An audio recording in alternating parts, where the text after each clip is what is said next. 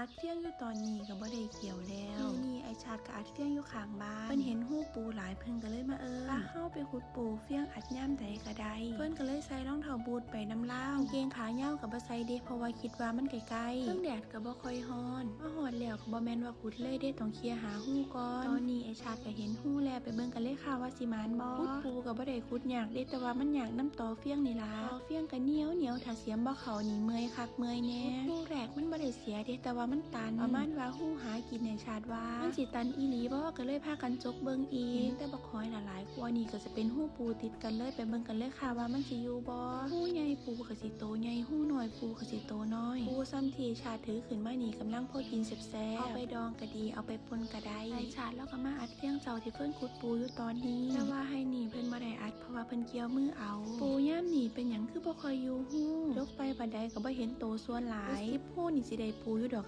4โตมาขุดปูมื้อนี้เฟิ่นก็บ่ได้ชวนไอ้ชาติเด้ชาติเห็นหูปูหลายก็เลยชวนเฟิ่นก็ถามเราอยู่บ่เมื่อยตีเทิงอัดเฟี้ยงเทิงสิมาขุดปูเพิ่นก็บอกอยู่สิเมื่อยหยังซ้ำนี้อายไปตัดอ้อยแห้งเมื่อยกว่านี้หลายเที่ยตอนนี้ก็ได้ปูแล้ว7-8โตแดดก็ร้อนซะเหลือเกินเพิ่นก็เลยแล่นเข้าห้องแล่นไปบ่ทันได้พอ30วิดอกก็แล่นออกมาเพราะว่าไอ้ชาติเราตากแดดอยู่ผู้เดียวไปเบิ่งหูนี่กันเลยค่ะว่าหูใหญ่ๆนี่สิได้ปูโตใหญ่บ่ตรงที่เฟิ่นขุดอยู่ตอนนี้ใครอยู่มันเป็นดินทรายเทิงบ่มีหินถ้าเป็นดินเหนียวมีหินนี่อยากบอกอยู่ได้ปูพอ10โตดอกนี่ก็จะเป็นผลงานที่เฮาได้มื้อนี้